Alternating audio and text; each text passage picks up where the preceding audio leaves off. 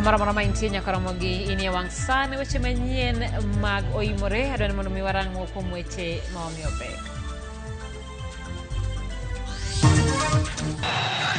Puts it wide and Madagascar advance. Wuodh Kenya tuke mag CHAN rumo kawuono tok Madagascar loyo Harambee Stars gonde 4-3 e opich achoma.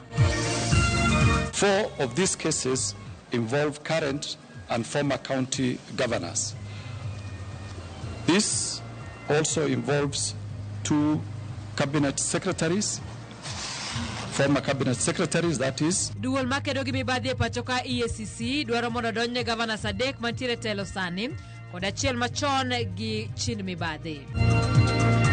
The mode of operation has changed in that the bodies are being concealed in some bushy areas. Ringre mamoko yudi e liete e gweng' ma Kwa Binzaru e kinde ma chenro mag kunyo liete odonjo odiechienge mar ariyo kawuono.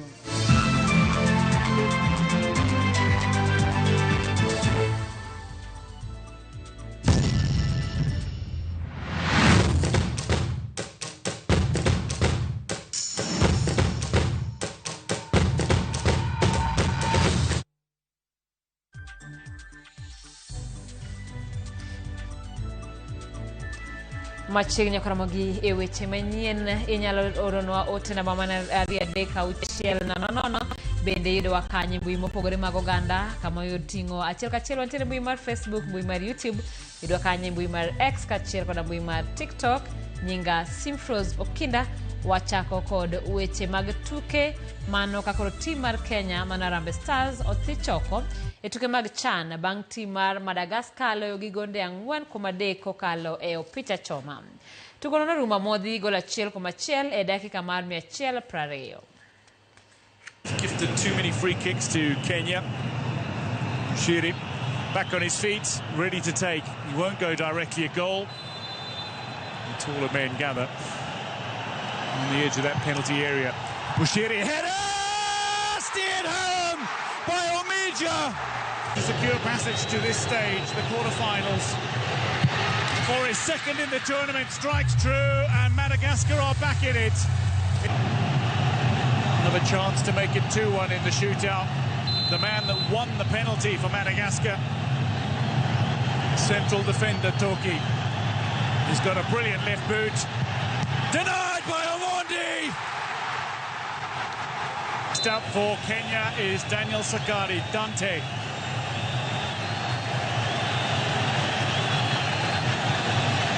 Strikes the ball crisply and cleanly, usually.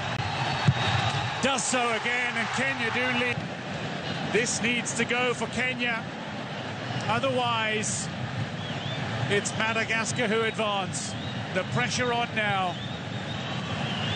Omija to keep Kenya in the shootout after scoring just after half-time. Puts it wide and Madagascar advance. They eliminate Kenya at the quarter-final stage.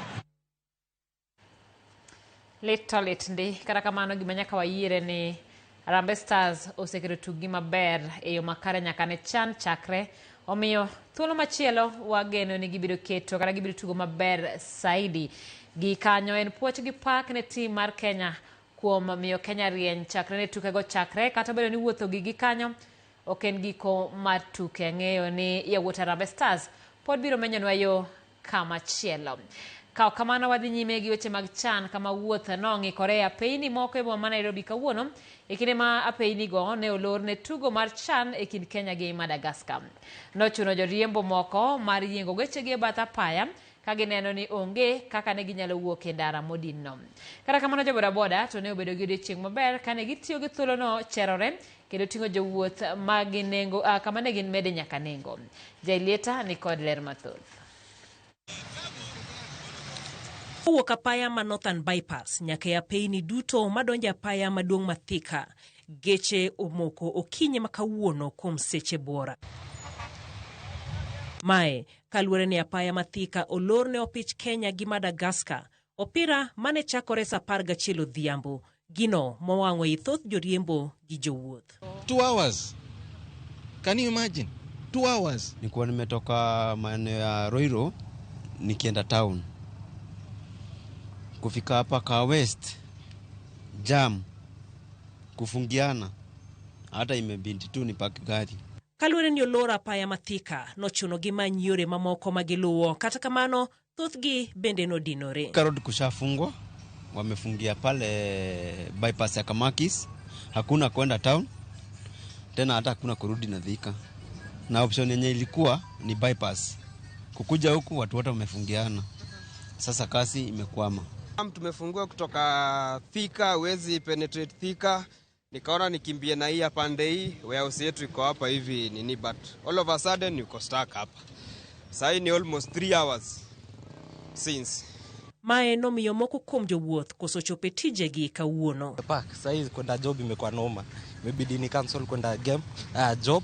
Niongoje ifike saa 7 nianze kwenda nini kwa mguu, leo gari italala hapa. Giywago loro apaya maduong' mathika magiwacho ni ok owinjo tim kabende giseyo loro apaya no kinyi to tugo ne en mar odhiambo. Kurumia watu, fungua Thika Road, watu wapitie huko. Kwa sababu for me niache gari ndio niingie boda. It's frustrating my cool kids. To close a major road, it's a worst mistake you can do. Especially penye na junction penye na kutanisha mabarabara zaidi ya 2. That is a worst mistake anyone can do. You're not supposed, game ni 5. Na saizi kuanzia saa 2. Mimi siishi mbali, nimekuwa Jakaranda hapa naenda kazi, mimi naishi hapa Mirema. Think wamefunga mapema compared to vile naweza nini. Yeah, wamefunga mapema sana. Wangefunga at least kuanzia afternoon.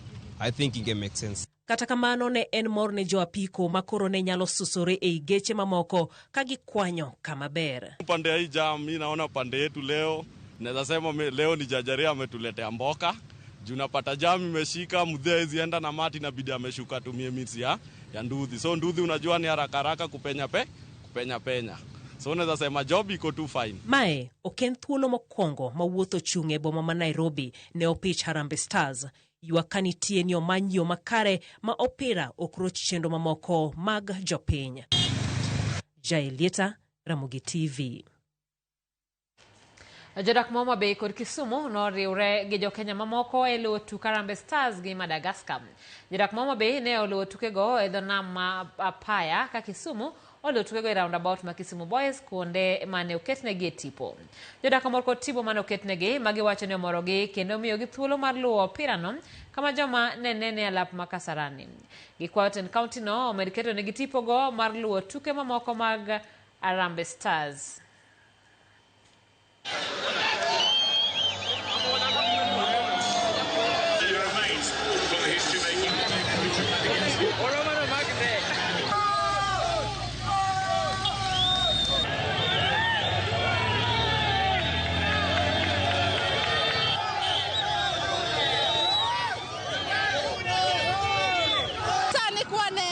Wanene sana. Iyudo ka vijende, wa mama, wa baba omor sana kendo gibet ma comfort. Wanyalo watch ball kama no kwa par wanyalo watch ball. Yuoro ka. Dano yuoro ka. Keto nwa Homa Bay obed town. Gima do wacho mopogore gi mano. Niko na furaha nyingi kwa siku ya leo kwa maana gavana wetu Gladys Atieno Nyawasuna Wanga ametuandalia mechi kuu ya Kenya kati ya Kenya na Madagascar. Tuko na furaha sana kama wakaaji wa Homa Bay County, tuko na furaha sana. Utapata watu wengi wamekuja, wamehudhuria mchezo ya leo kabisa. Juu alichoahidi ya kuwa siku ya leo tutakuja huku tukue tukiwatch mechi kati ya Kenya na Madagascar. Chenro mar kunyo liete e gwenge ma kwa Binzaru, County ma Kilifi, noda jodichieng' mar ariyo. Kaka jafwambo mar Weche nyakidilero, ringre moko ang'wen ofweny kawuono, gino makelo kwan duto mar ringre nyaka 9. Chenro manyo chakore nyoro, kapisas mago kwach kich kawuono, negeto fwenyo kapo nono nitie ringre kod fuonni mamoko mag del e bungu mar kwa Binzaru, County ma Kilifi. Matok kunyo liete moko 6 kendo yudo ringre 5 kaachiel kod fuonni 10 mag del nyoro. E chenro makawuono, apisas mago kwach kich no kunyo liete moko 3 kendo fwenyo ringre 4. The place is very, very bushy and the mode of operation has changed in that the bodies are being concealed in some bushy areas which are hard to reach. But with the experience of our investigators, we are able to see them. So any place where we go, we see a bush which has been disturbed. When we clear the place, we find some bodies there, which are in the grave. Kaluwore gi jatend migao mar arita Kipchumba Murkomen, pok oyangore makare kaponono tim makoch matho oganda e gwenge ma Kwa Binzaru en mar puonj magalagala mag din ma itudo gi jadolo Paul Mackenzie kata Oyo. Religion is very complex. You may want to blame the DCI and everybody else, but the line is very blurred between when it turns out to be a cult, and not just a cult that leads to loss of life. And that is where we are working on. And they are taking advantage of Kilifi and the environment, these big ranches. Wako wapi viongozi wa ndani ya Kilifi County? Kwa sababu imefanyika na the national government wako kwa ground. The civil society is here. Lakini where are those people representing our county? Where is the governor? Where is the women rep? Watu ambao wanastahili kuwa hapa kwa ground ili tujue ni vipi tunaenda kusaidia watu wetu. Murkomen nomedo ni nyaka koro rid chike matayo weche mag din pachoka. Because he's in remand, so you cannot deny him his phone. He was exercising his phone, and he was praying for his followers wherever he was, calling them. One incident was reported to be that he called and, is still calling and praying and indoctrinating them. Let me tell you that it also calls on us to invest also more in solitary confinement for such radical elements. Because, such a person, you expose them to even prison officers, he will radicalize them. Forget about fellow prisoners. This is a massacre, and it is not being given the seriousness that it deserves. Murkomen is speaking from Nairobi that Mackenzie is, communicating with the perpetrators on the ground. Where are you? We are on the ground. Your officers are on the ground, but they need more resources. We are in the middle of a bush. We are in the middle of a forest. These people need sniffer dogs. These people need more equipments. These people need drones. We are dealing with bodies that we don't know where they are being hidden. Nyakasani, odong liete apar kodaboro, mibiro chak kun chieng' wuok tich juma mabiro. Efinya Kidi, Ramogi TV. Duol makelo gi mibadhi e pachoka mano EACC dwaro mondo donjne gavana Sadek mantiere telo sani kod achiel machon gi chin mibadhi. EACC bende olero ni nonro dhi nyime ne gavanas mamoko 5 manie telo sani kod mamoko 11 manotiye thuolo mokalo ka gin okenge mogik mag nonro makamago. Duolno kata kamano kwe ni onge nonro magisechako timo ewi mibadhi maliekore sani ni otimo newa e od bura. Luenj kedo gi mibadhi e sirikal nyocho ka okang' machielo tok jatend piny William Ruto lieko ni mibadhi ogoyo tach e od bura. Duol makedo gi mibadhi e pachoka EACC koro nenore ka gima piago pande tok chiwo nyinge gavana Sadek manie telo sani kod machielo manotiyo chon mondo donjnegi. Kamano bende tend EACC olero ni nonro dhi nyime ne gavanas mamoko 5 manie telo kod 11 manotiyo chon kendo gichiegni tieko. The Commission has completed 89 high-profile cases and submitted these cases to the Director of Public Prosecution for action. Notably, 4 of these cases involve current and former county governors. This also involves 2 cabinet secretaries, former cabinet secretaries, that is, principal secretary, CEOs, and MDs of various state corporations.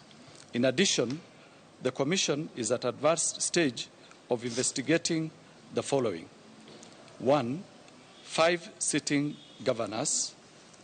2, 11 former governors. Governors go itudo kod weche kuo gitiyo marach kod mwandu jopiny kamotingo bende chiwo tije kata orak ne anyuola maggi. Kata obedo ni machiegni ni jatend piny William Ruto yande owacho ni mibadhi otiap e od bura, EACC olero ni pok gichako timo nonro makamano. In order to address irregular recruitment, manipulation of payroll, and payments of irregular allowances, embezzlement of mortgage and car loan funds at the counties, the Commission is actively pursuing cases worth about 1.8 billion Kenya shillings involving 822 county officials.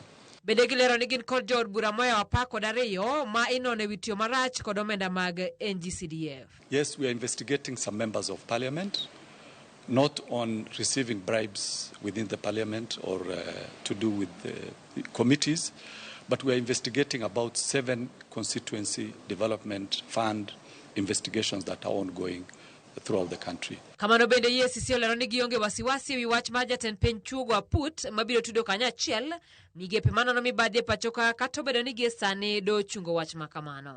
First, it was an idea by the commission then that it was good to bring together all these actors within the criminal justice system, excluding the judiciary, so that we are able to coordinate our activities in a more closer and more coordinated manner. So it is an administrative issue. It has nothing to do with a legal requirement. Apisi majo min buche korigeno ni biro chiwo wache wiponi governors gom ibiro donjnegi kod ketho mar mibadhi kata oyo. Bad sirkal mar doho kwayo od bura mondo orang yo machielo mar loso bajet doho mondo miye pek pok mare mar omenda kaka timone migepe mag thieth kod arita. Eromo mar migawo mar doho gi jod bura e boma Mombasa, doho kod jod bura owinjore mar tiyo kanyakla mar tieko midhiero momakogi. Ogai mar doho Martha Koome okwayo od bura mondo los paro mar chik mabiro miyo midhiero ma luwogi otiek makare ma ok rocho chenro kendo chung margi.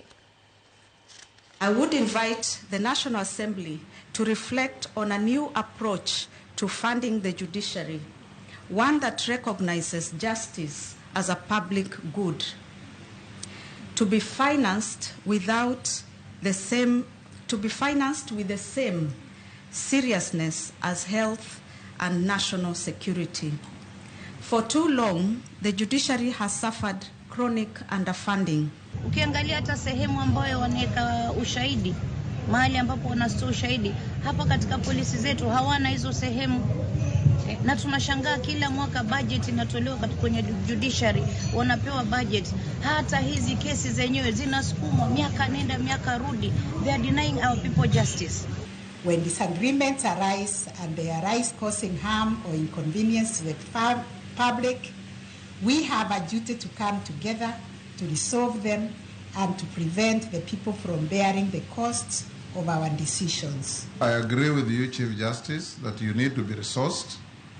Parliament has heard you, and in the course of our budgeting, we'll continuously be looking at how best we can up your request, but knowing that even we ourselves, and my leadership here can tell you, we never get what we want. Ogai mar DCP Rigathi Gachagua nyoro duogo pacho kae bang' ng'ado machuok limbe mare mar dweche ariyo e piny mar Amerka. Jora mag Gachagua ne onyiso mor margi e kinde mag Gachagua ne owuok oko e rangach mar jowuoth mawuok e pinje maoko. Kata kamano jodito mag kweth mobalo kod piny owacho duto ne oloko tokgi ne nyasi mar rwako Gachagua e paw ndeke ma JKIA. Gino ma osekelo penjo mathoth e wi achiel margi motelo ne yiero mar 2027. Jafwambo marwa mar siasa Chris Owino kolono matut. En duogo ma johera mag duond bura mar DCP osebedo karito gi liyo nyaka ne ogai margi Rigathi Gachagua dhi e piny Amerka jumbe 6 mokalo. Kata kamano, gima ne owe ji mathoth gi buok, jotito mamoko mobalo kod ten William Ruto kaka Lonzo Musyoka, Eugene Wamalwa, Martha Karua, George Natembeya kod Fred Matiang'i duto ne oloko ng'egi ne achiel kuomgi. Ne giseng'eyo ni gik moko ok dhi bedo maber ahinya.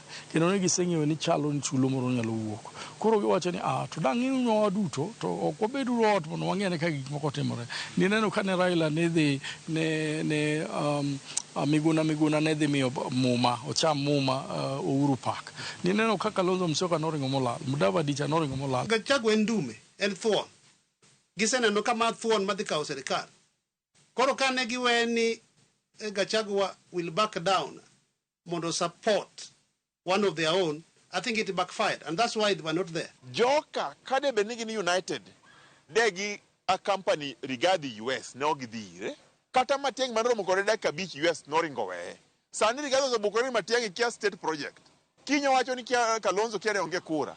Obro wacho ni kia Martha lelo. Rigathi onge kama nyalo tiyo go. Jotelo go osebedo kasingo ne johera magi ni gidhi wuotho e twech achiel nyaka e yiero maduong' mabiro kata odoko ni jonon siasa osebedo kane gito e wi riwruok margi. Rwak mane omi Gachagua bende osenyuolo paro mathoth ka moko kuom jonon siasa wacho ni duogo mare ne en piny kipimo kod rwak mane omi jotelo mamoko ma pacho kae e kinde mane giduogo pacho kae ka giwuok e pinje ma oko. Aneno ni noko chopo geno mane giparo ni ginyayudo nikech Gachagua ne temo timo gimosega timore ndalo moko ka jotelo moko dhi oko to duogo tirwakogi gi sironyo.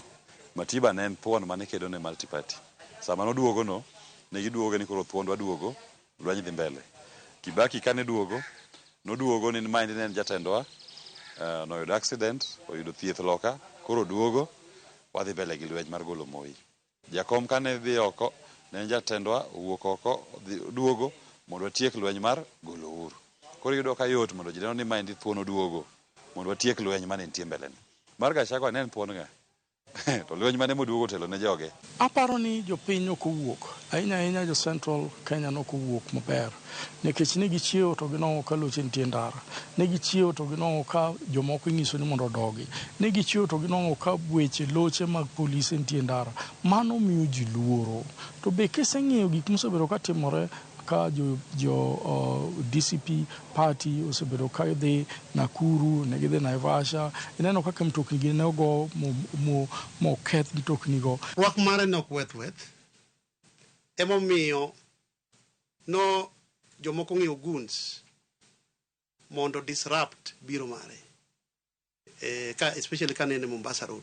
Moko kuom jotelo moseyudo rwak maratipo bang' duogo pacho kae gin jaod bura machon ma Kiharu Kenneth Matiba e higa mar 1992, ten piny machon mosenindo Mwai Kibaki e higa mar 2002 kod ogai mar ODM Raila Odinga e higa mar 2017 kod higa mar 2020. Jatend piny machon Uhuru Kenyatta kod jatend piny William Ruto bende ne oyudo rwak maratipo e kinde mane giduogo pacho kae e higa mar 2013 bang' doho mar piny mangima mar EACC wito oko ketho margi.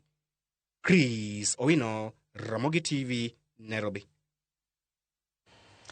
Erokamano Chris Owino gi kanyo ka oyueyo chenro en maro imore kanyo no ka otumolo Facebook. Johnny Jakababa wacho ni wan wakuyo kuom loch ma Madagascar oloyo wago dibed ni wamunyoro ema oduo gi nuksi mano paro mari kanyo John.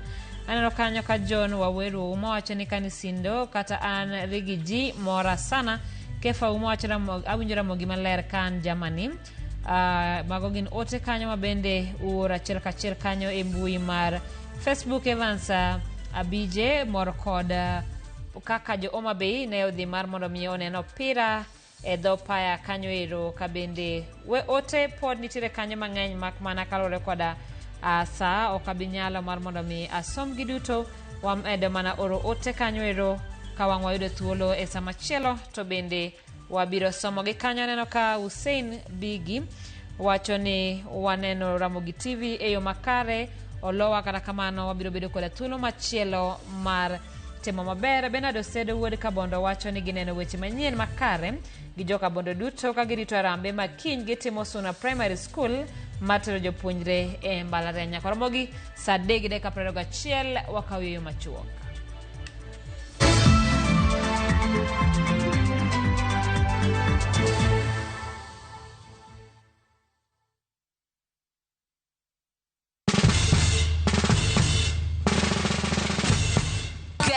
What? Citizen Duca now delivers! Get amazing discount on your favorite essentials and have them brought straight to your doorstep, all for just 200 shillings delivery fee. Go to citizenduca.com, select the product you want, pay, and we'll handle the rest. Citizen Duca, home of discount.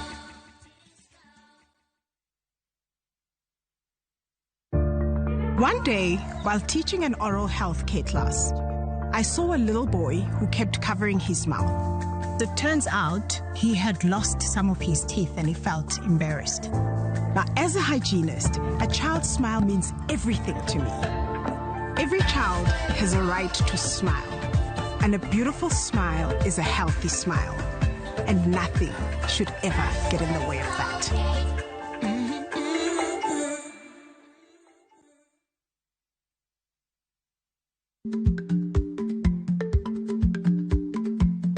Jarik ni jamuod nyoyo gi goyo. tiende ni dhi matek maok inono maber samoro nyalo miyo ng'ato midhiero.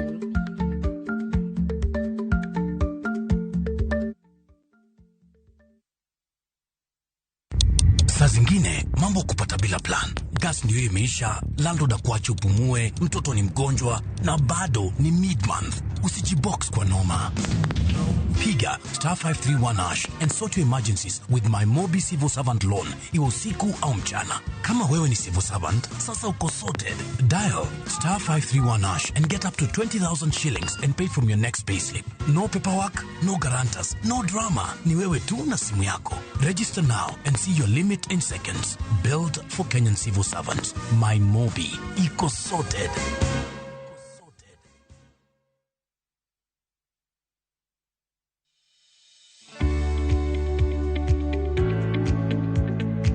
Ng'i cham magi kinde ka kinde. Kituang maber kuom cham ma ikano mondo ing'e chon ka thuth kata kute omakogi kapok giketho cham magi kama ikane. Geng' thuth chon kata ka thuth tin kata ng'eny. Kaw okang' mapiyo mondo kik iketh ni cham.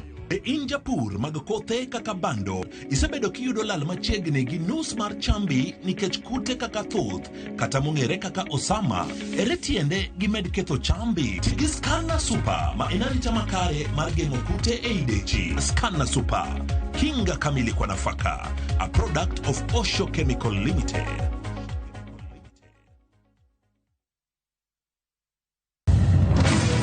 Be ikori mar dok e pacho, kama sigendni ilero gi mor kod sunga mar luo.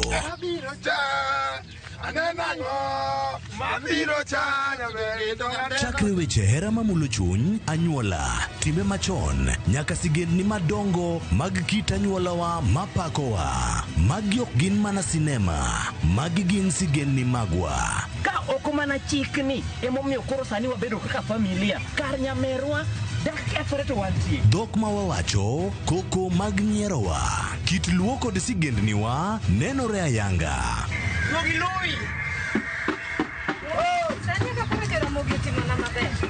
Winam Cinema, Jumapil ka Jumapil, saa 2 kod saa 4 mar otieno, mana e Ramogi TV. Introducing Wigo, your trusted ride. The ride with the most reliable, verified, efficient, and transparent drivers. With fabulous cashback incentives for passengers, each trip on Wigo feels like an upgrade. Download Wigo from Play Store or App Store or SMS Wigo to 20425 and ride with confidence. Wigo, let's go.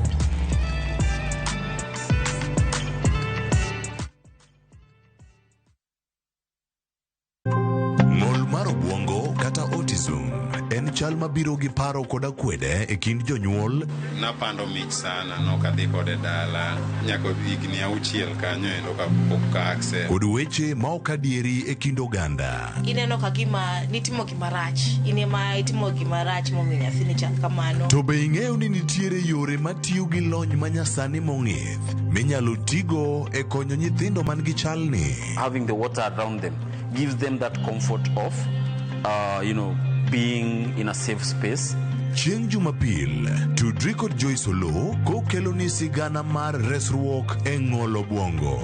Kik bai.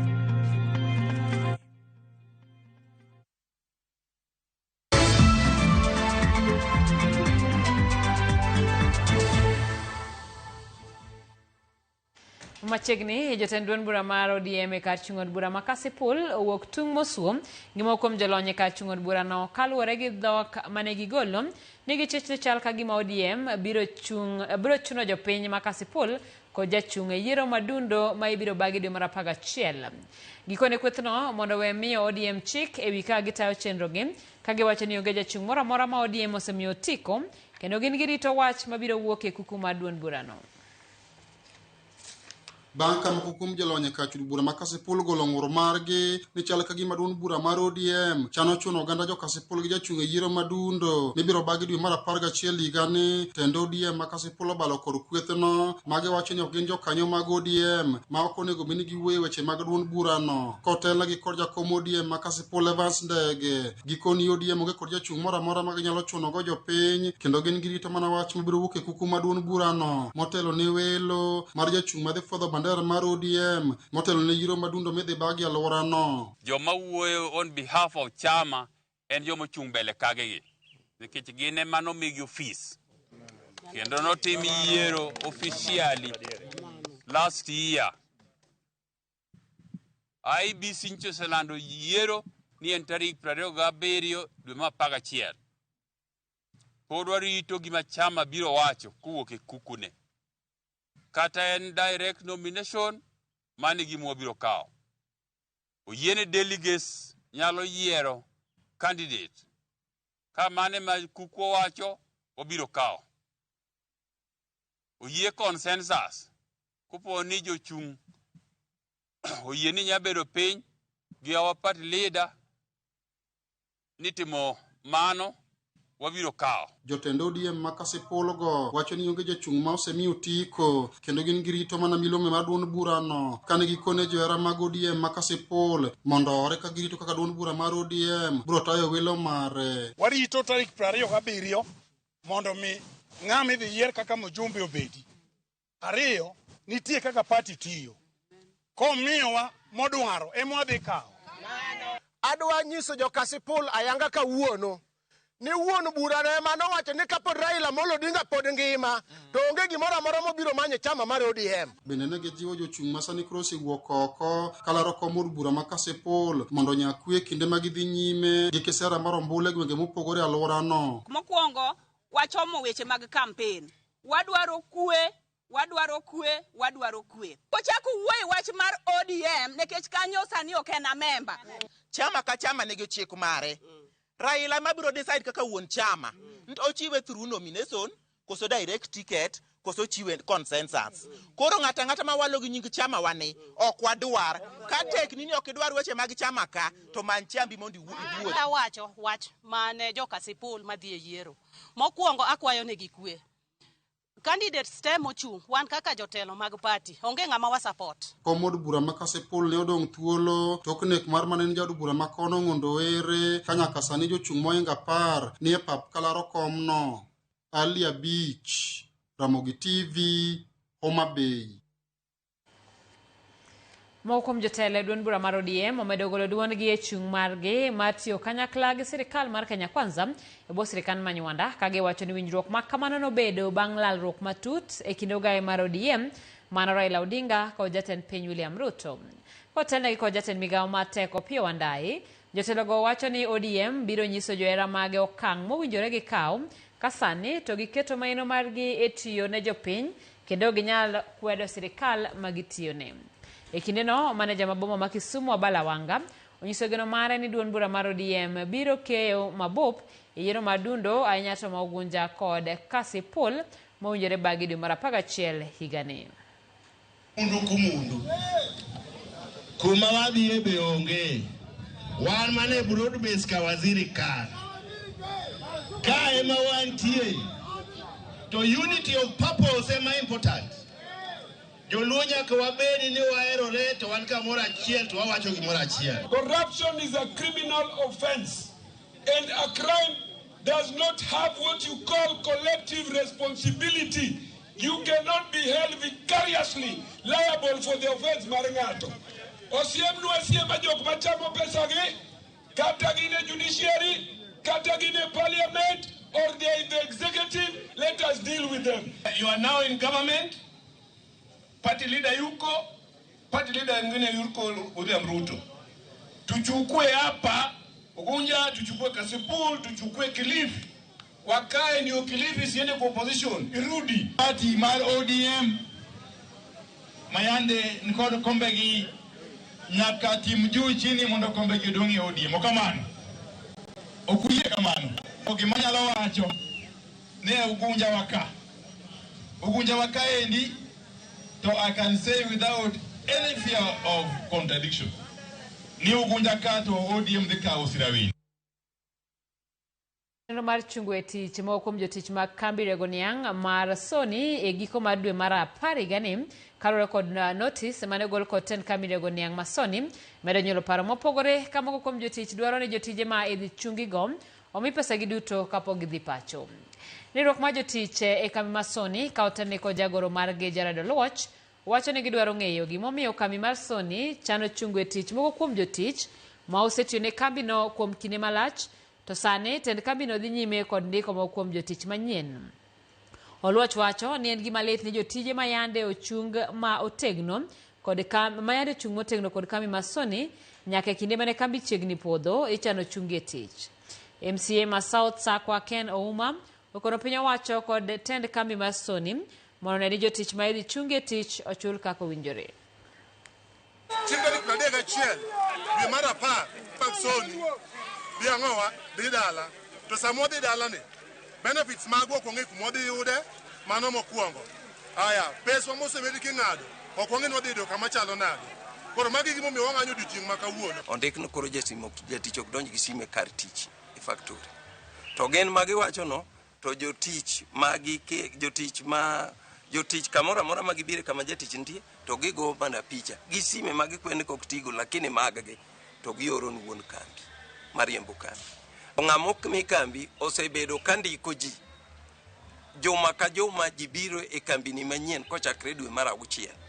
To samo wacho kama to jotich manyo yudo ka to kon mondo nyaka biwuogi koromo tarik 31 dwe mar 10. Akwayo ni mondo gino time yo mamuol mondo mi sirikal obed gi jotich go mondo giwuo kata ka gin redundant to nitie negotiation mitimo nikech en gima wuok out of the blues to ipare ni jotije gin joma nochung gi kambi kata sama ne kambi no dhigore piny kabisa. Omiyo aneno ni mondo gitime yo mamuol gibed kodgi kik wabed gi tungni. Ka jopur nosechako yudo faida gichulo gi ndalo 7 wadwa ni jotich be oyud faida mondo mi wabed ni wan kaka oganda wachung nikech sani dongruok ng'eny osechako biro koni to nego bed odonjo ka waduto wakonyore. Obiro chako timo nonro ewi mach mane okelo tho mar ji 4 e familia achiel e gwenge ma Matonga sublocation e kaunti ma Nyamira. Ji 4 go noyangi ni gin dichuo, dhako, nyargi kod nyakwaro ma jadweche 3 ka mach nomuocho chuny otieno mowang'ogi e odgi.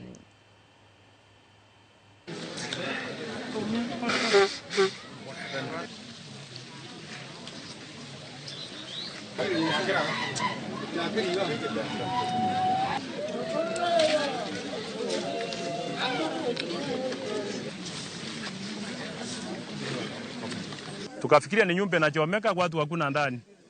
Kusima tukapata, wakati tunasima tukapata kuna miili 4,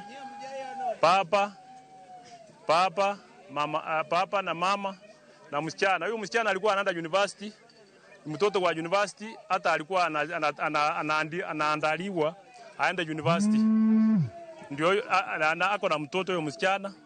Mtoto wake wa miezi 3 alikufa. Tumehangaika sana.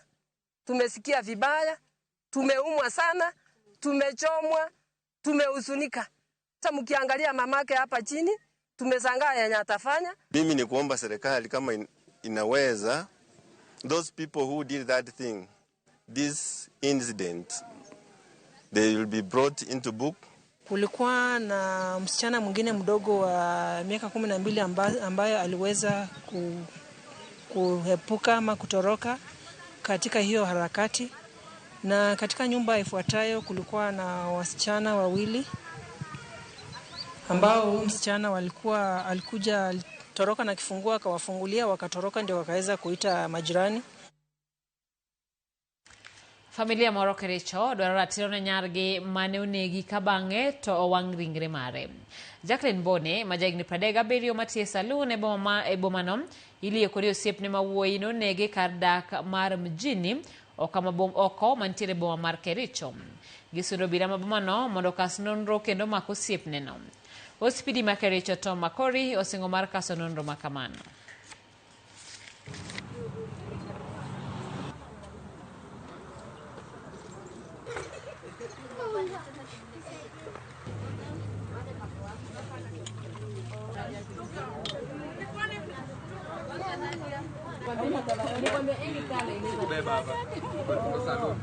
Wakati nilipigiwa simu saa 11:30 nikaenda mpaka kwa hiyo crime scene, nikaingia ndani ya hiyo nyumba.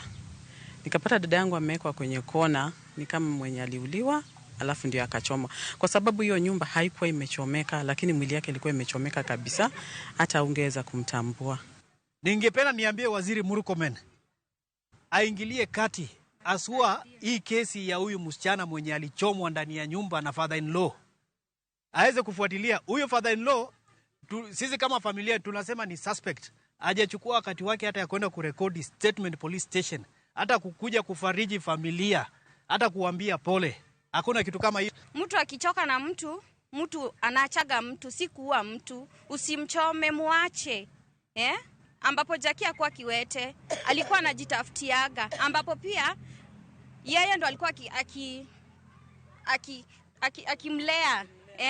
Aende atafute akuje amlee. Nyakoromogi gikanyo chako ka yueyo machielo chenro en maro imore kikende mabor podoro gi weche mamoko.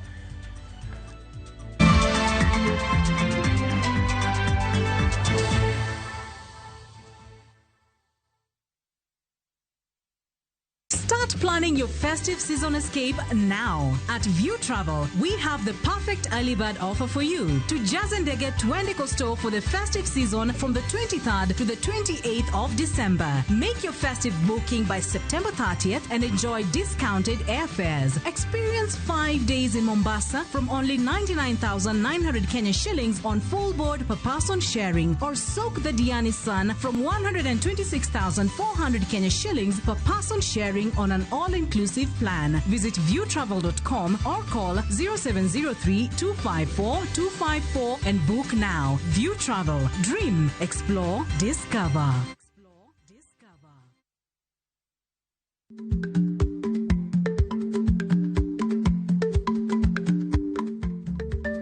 Dhako muol kadonjo, matiende ni, bedo ni ng'ato ling' e kinde ma owendo, ok ofulo ni omuol. Samoro en kod kido mamoko.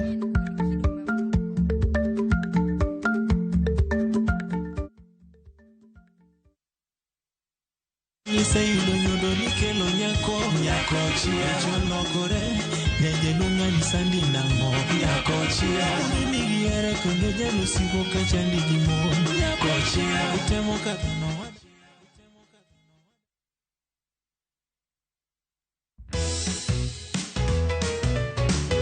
Kila mahali akitembea ashangaza.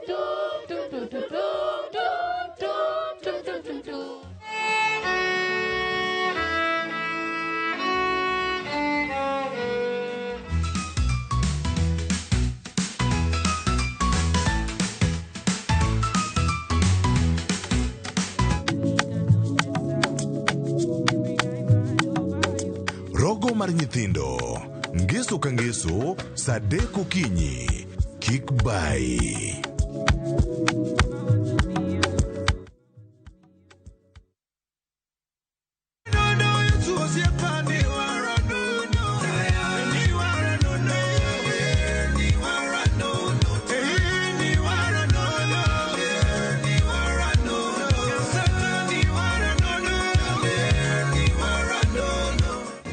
Unaweza kupata wimbo wangu wa Niwala Nono kama skiza chini yako. All you need to do is to dial *811 *343#. Asante.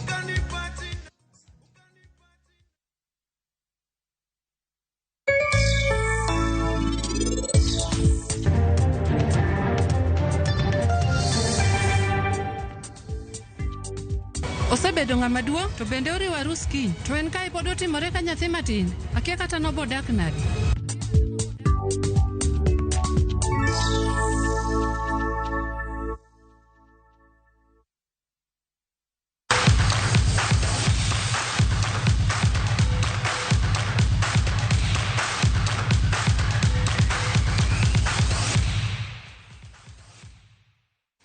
Machiegni paw tuke riwruok matayo tuke adhula e pinje mag Afrika CAF kaachiel gi mano matayo adhula e pacho ka FKF otieko tiegruok mar ndalo ariyo mane okelo kanyakla jokudh firimbi gi jogo ma ochung'ne klepe ma pacho ka.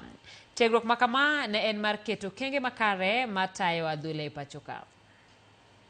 To talk to the teams and also the referees, and you know integrity is very, very integral in competitive and the quality of the league. We are starting our leagues on 13th. And we want the fans back. We want to see the sponsors come. And you know the sponsors cannot come when the credibility of the league is in question. They play a key role during the games. They are the visible hand of the federation during the game. So when they deliver, they do a good job. Everybody is happy. The fans are happy. The clubs, they are happy because the game were very well refereed, and that had more value to the growth of the football overall.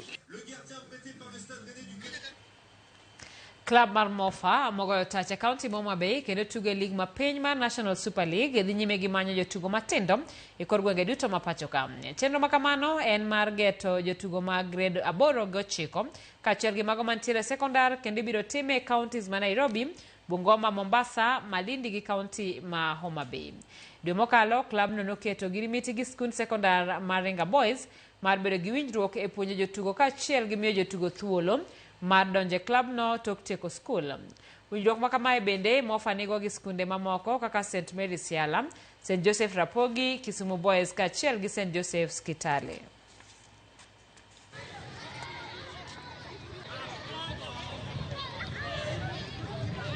Before tulikuwa tunafanya kwa mashule, but now unajua shule itakupatia the full picture, the whole country, because ulikuwa unapata only a few students wanapata hiyo opportunity ya kuenda kwa hizo mashule, and a few students pia wanapata opportunity ya kufika huko regionals, nationals. So kuna zile talent zenye zinabakingi huku chini zenye of course zinaenda kama hakuna mtu amenotice. So tulidecide this year around tutaenda all over the country tutafute talent. Alap manju Kiri Grounds, County ma Embu, oseketo ikruok margi mar bago league mar rugby, jotugo biro koni gi koni, ma pacho ka, ma ochano odiochieng' ma kiny nyaka Jumapil.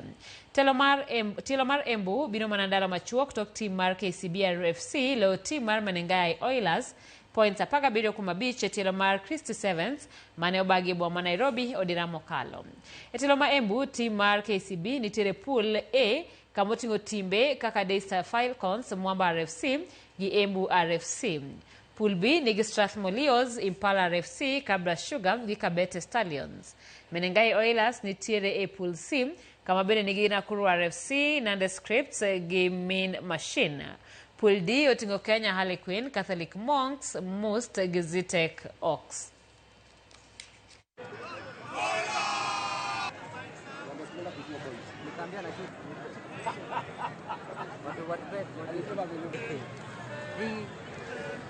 We are giving a commitment of 3 million, where we are going to have 1.5 million in kind and 1.5 million in cash that will go towards supporting the teams and supporting the tournament. KCB clinched the win at Christie's, and we're excited to see what we have in store at Embu. We are sure that the fans are going to have an incredible 2-day experience during the game and even after the game, where we're going to have our shere. Jatugo mawuok e piny mar Uganda Jordan Schleck nigi geno mar yudo loch mare mar abich e tielo mogik e piem digni mag Loop Safari Gravel Series odiochieng' ma kiny. Piem ma ibiro bagi e kaunti ma Kilifi. Schleck ma jagni 22 oseloyo tielo ma Tatu City kaachiel gi telo mane obagi Machakos kama notieke thuolo mokwongo bang' tiyo gi seche 3 dakika 37 gi nyiriri 9 e kidieny mar kilomita 120. E telo ma Naivasha, kidieny mar Wakeini, Hali Smith mawuok e piny mar Canada nokawo loch kiluwe gi Claudette nyari Habima gi Svenja Betts mawuok e piny mar German. Tielo ma Vipingo en tielo mogik tok Matatu City, Machakos kaachiel kod Naivasha.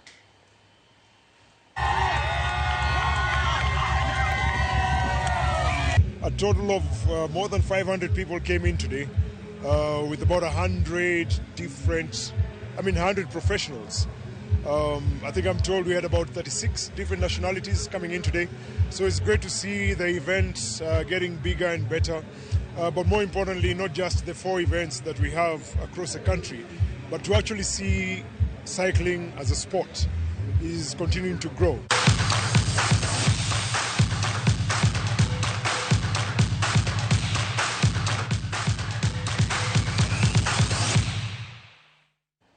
Nyakromo gi wachopo e giko mar weche manyien ma oimore. Ote kanyo en jaduong' Patrick Awange ma bende nenowa e yo makare ka en tiere yenga bende akawo thuolo ni mar oro ote kata mos makende ne babana mano Peter Atinda Okinda ma bende neno weche manyien mag oimore ka en tiere got Kanyakwar mano etie got ma St Paul Ote machielo makende dhine mama Karen Margaret kanitiere e gwenge maka Koth, Ugunja, Mano County, Masaya. Giunjogo duto mokawo thuolo mar bedo kodwa kanyakla e chenro mar Oimore. Erokamano ahinya kuom kawo thuolo mari mar budho kodwa. Nyinga Simfrozo Kinda, jaloko marwa en Belinda Phillips.